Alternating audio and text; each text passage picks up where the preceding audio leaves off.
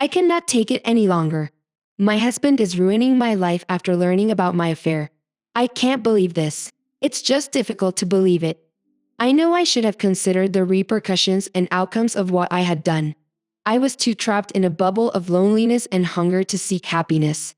My marriage was no longer bringing me satisfaction. This spark was no longer present. My husband also had an opinion on why I had turned to finding happiness outside of our marriage. I know I should not have left my marriage and betrayed my vows. But what do you think I should have done if you weren't happy in your marriage but still loved and respected your partner? What would you have done to find happiness? I've seen my hubby angry, sad, enraged, and happy. But I had never witnessed the monster he had become. How can you profess to love someone while ruining their lives after discovering that they had an affair? I'm not rationalizing what I did as a good thing, and no one should ever leave their marriage and violate the vows they took in front of the Lord and their guests. But why not simply divorce them and let them be? I still believe my husband made a ruthless decision. It really is, and I don't know what to do. Please help me. My name is Kim, and I am a 29-year-old woman. Jordan is my spouse. Mala 31. My hubby is a loving, understanding, and passionate person. He is constantly careful to express true love to those he cares about. I was one of those he cared for deeply. Jordan suffered from intermittent explosive disorder, IED, a mental health illness characterized by frequent impulsive rage, outbursts, or hostility. Well, I didn't know that until we married. When his colleague came to hug and kiss my hand on our wedding day, he grew enraged to the point that he wanted to eat the poor guy alive. He busted on the guy and got rough with him. I couldn't understand why he'd do that when the guy had done nothing wrong. I tried to stop him, but it seemed as if he was in his own dimension and refused to be stopped. I was humiliated and devastated by what he did, so I left the venue and went home. I became terrified of him. I couldn't look at him or even approach him. Following the incident that occurred on our wedding day, a few days later, while I was avoiding him, he begged to speak with me. That's when he informed me about his condition, which began when he was 6 years old, when he witnessed his mother being physically beaten by his stepfather, who would also become physical with him. He grew up angry. He told me that his condition would only last approximately 30 minutes or until their wrath subsided or he was satisfied. His early memories were dark, tragic, and unhappy, but that didn't mean he had to act like a monster when he felt threatened. So I promised to help him or get him help so he could at least control his condition, even in difficult circumstances. I knew it wouldn't be simple to persuade people to seek assistance or speak with someone about it, but trying never hurt anyone, right? As his wife, I had to put my anxieties aside and find a way to assist my husband in any way possible. So I tried to talk to him about seeing a therapist to figure out what was going on and how he might regulate his anger. He initially refused my request, but I persuaded him and even threatened him before he caved and decided to seek assistance. My love for Jordan was a blessing. I knew I was safe with him. I didn't have to ask because even a tiny child could see how much we cared for each other. He always treated me with respect and spoiled me. Jordan was with me when they said I respect the dirt she walked on. He valued me so much that I still regret leaving our marriage to pursue what I lacked, which was happiness. Jordan and I met in the library. I was a librarian, and he came to grab some books. It's unusual and unclear how we fell in love with each other. I mean, Jordan was a very different person than I was and am. I am talkative and hyper. I enjoy going out, experiencing new places, and meeting new people, whereas Jordan is a down-to-earth person. He's an introvert. He dislikes crowded locations and exploration. Even if we were talking, he wouldn't speak more than 3 words, especially if we were around other people or at a family event.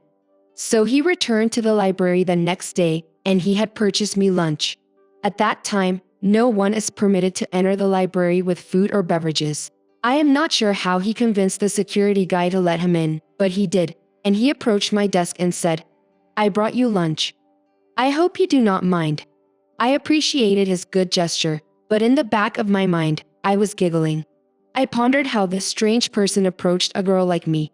Days passed, and I kept wondering about the strange man who gave me lunch at work. I couldn't help but giggle as he approached me. So one day, He returned to the library and unexpectedly requested to take me out for lunch. I'm not sure what made me accept his invitation, but I did, and I don't regret it. He was so shy that he couldn't even hold eye contact. He seemed so innocent, but there was something sinister in his gaze. During our date, I realized that he was the type of person who would react quickly to certain situations, such as when the glass broke or someone shouted. He'd get palpitations and find himself gripping a glass or a butter knife tightly, as if he was trying to control his problem and not respond. Aside from what had transpired in the restaurant where he had taken me, I really enjoyed his company. He has an excellent and bright mind. One would think he had some form of university degree, but he did not. He is naturally intelligent, and his success as an entrepreneur gives the impression that he is well educated, although he dropped out of high school. A few weeks later, we began dating. We were inseparable. I'm not sure why I felt so attached to him, given we were such different people, but I was incredibly attracted to him. When you truly or profoundly love someone, your heart skips a beat whenever you see or think about them. Not to mention when they touch or speak to you. There are butterflies that thrill your stomach and make you blush. That's exactly what was happening to me. He had just the right phrases to make me melt. And I fell for him every minute. We dated for quite some time. Then he proposed in the most romantic manner. I found it romantic. And I liked how there were no people, and he didn't have too much trouble. He merely prepared dinner and lit candles with petals. I loved it. So I said yes. Jordan and I were very different, yet we were also very similar in our hearts. We adored each other, and it was sufficient for us.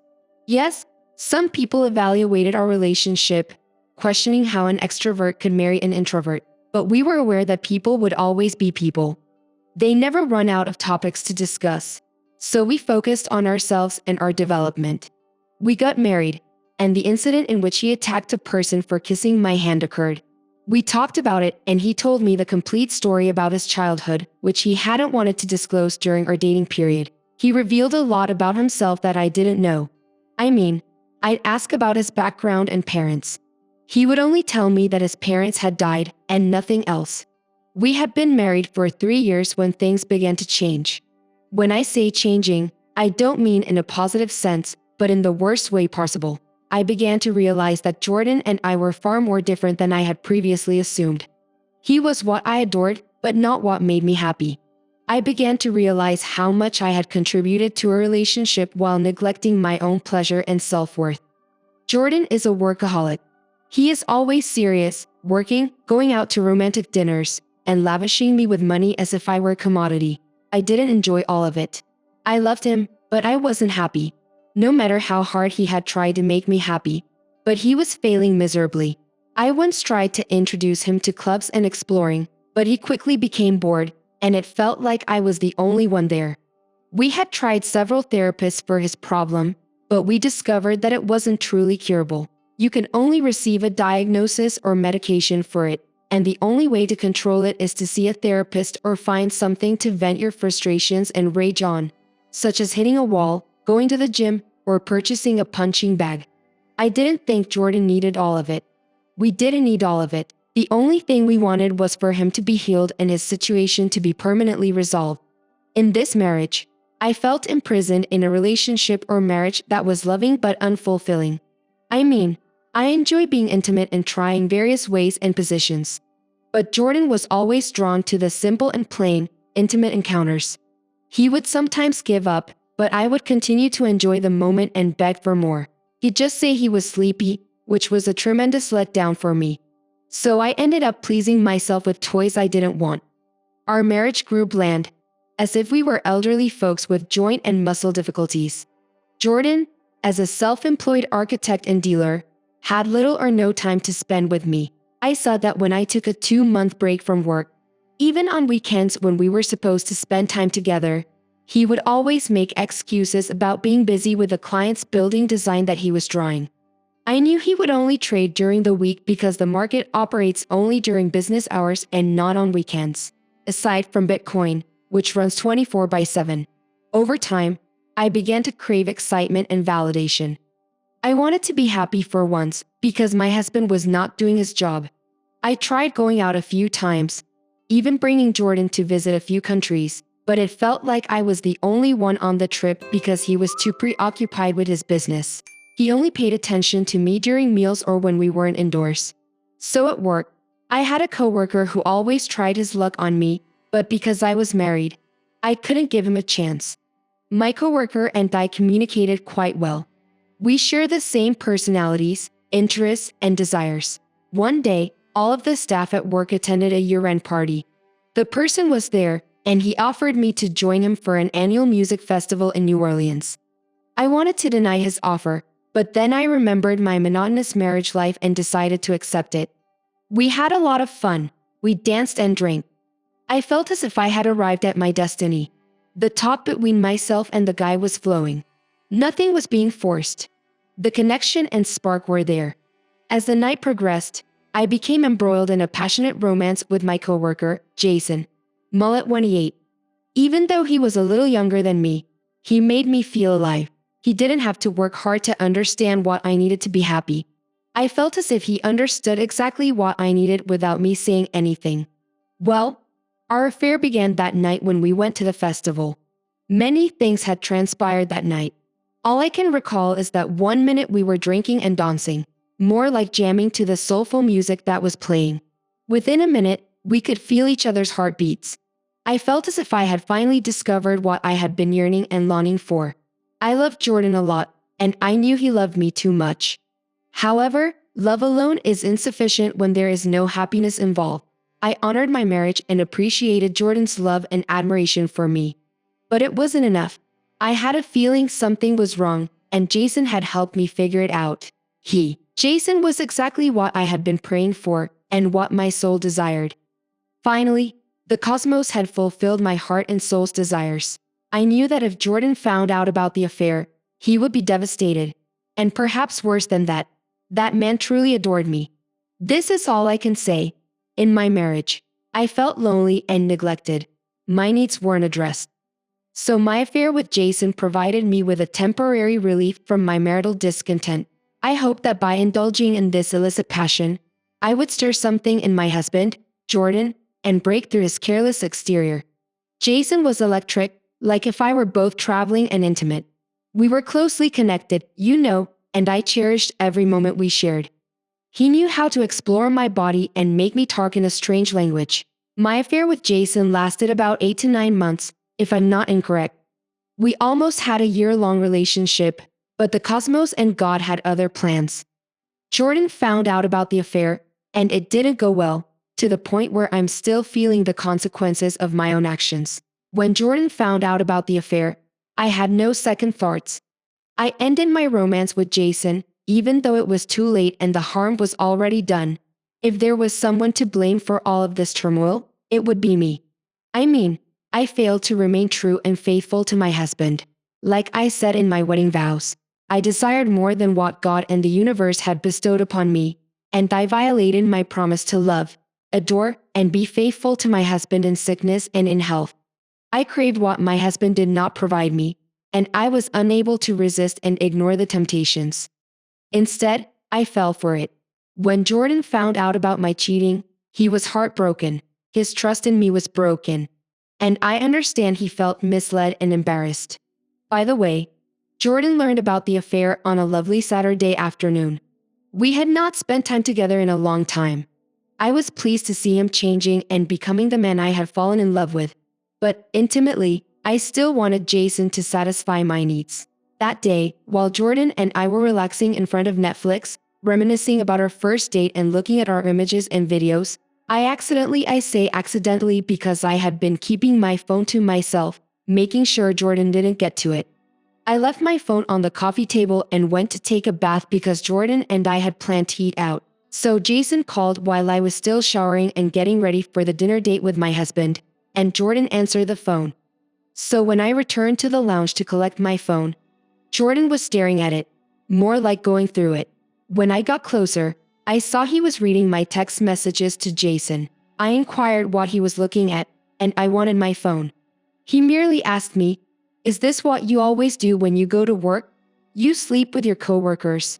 His inquiry caught me off guard, and when I looked at him, I saw that he was making every effort to control his wrath. but he was furious because there were veins coming out of his forehead. I tried to explain, or rather lie, to him about my affair, but he couldn't hear anything. Instead, his rage grew until he couldn't contain it any longer. He was unable to control it. So he just took my phone and stormed out of the home. I was so afraid. I had no idea what to expect from Jordan due of his occasional explosive disorder. IED condition. You can't say what you can expect from him. We had been trying for a long time to get him to control it, and he was doing an excellent job. But in the blink of an eye, I'm the one who has brought it back in full force. As much as Jordan's disorder concerned me, especially since he had stormed out the house. What worried me the most were the photographs I'd been sending Jason. Jason and I were exchanging sexual photos of ourselves, including intimate photos taken during our moments together. I wasn't sure whether Jordan had seen the images, but he certainly had, and I didn't want to see his reaction. I mean, I'd never sent those kinds of photographs to my husband, but I could email them to a coworker. So I remained in the house till he returned, which was shortly after midnight. Mind you, I had begun to worry about him, assuming that he had hurt himself or that anything had happened to him. Just to discover that he was okay and not even intoxicated. Jordan hadn't returned my phone. So the next few days were particularly difficult for me. He returned to his normal self as if nothing had happened. I tried to seem normal and move on like he did, but I felt unsettled. I couldn't even ask him about my phone at the time because I had no idea how he would react. So I let him be. Jordan rarely remained silent and did nothing. I smelled something weird about him. I told myself to prepare for the worst and not to relax until I received my phone back. 1 week later, I was able to acquire myself a banner phone and call Jason to see whether he was okay. I was scared Jordan might have done something to him, you know. And I found out he was fine, which was a tremendous relief for me. Little did I know, the worst was yet to come. So when I arrived at work, my boss called me and fired me on the spot, along with Jason, because we had violated the job's code of conduct. While I was still shittered like that, one of my colleagues, who was also a friend, approached me and showed me the worst thing that could ruin someone's life. My images alone with Jason were widely circulated on the internet. I could not believe it.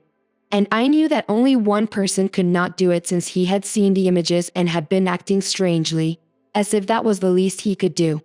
He continued by closing all of my bank accounts.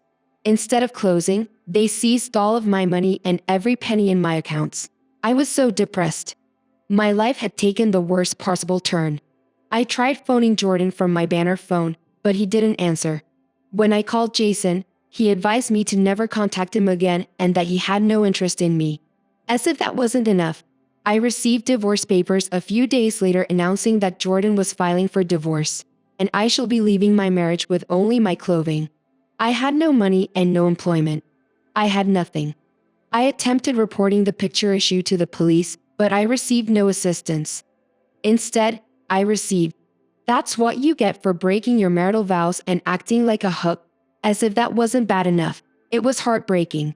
I genuinely and officially had nothing to my name. The house we had both contributed to. Jordan took it. There was. Perhaps no one is to blame. Everything that is occurring to me is due to selfishness and greed. I needed more than what I had and wanted an outside adventure. So I left my spouse at home to go to another man's place to satisfy my dark fantasies. I should have stayed with my spouse or gotten him care at the men's clinic. Guys, I don't know what to do.